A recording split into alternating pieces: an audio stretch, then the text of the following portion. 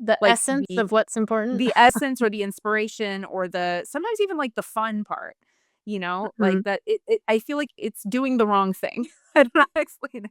Yeah. Like I could Interesting. imagine it being a very different tool than it is, I guess, for Mhm. me.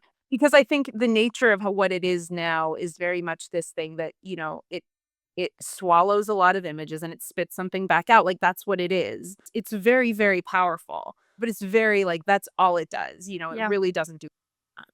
Yeah, that's interesting because Nicole and I have Mhm. talked about, like, Mhm. as you know, it being a tool, definitely not Mhm. replacing a human. And Yeah. so, it could even be argued that it's not really a tool, and it's definitely nowhere near to replacing the work that we do.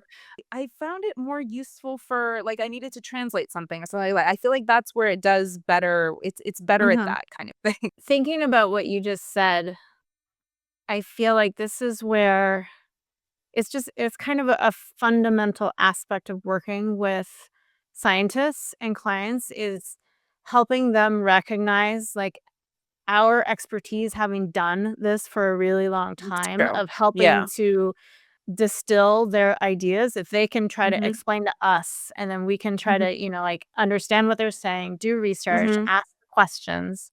And so even Yes. if we are starting from a point of AI, because I think, Claire had a really successful working relationship where somebody came with AI, and I think that was Mhm. successful because they were very open and willing to hear, like, "Okay, Mhm. I see that you like this style, but this isn't Yeah. accurate. Does this mean Mhm. anything? No, that doesn't mean anything. Does this mean anything? Yeah. No." And so Yeah, then what to am I work from allowed that. to change and what am I not allowed to change? What's important here and what's not? Yeah.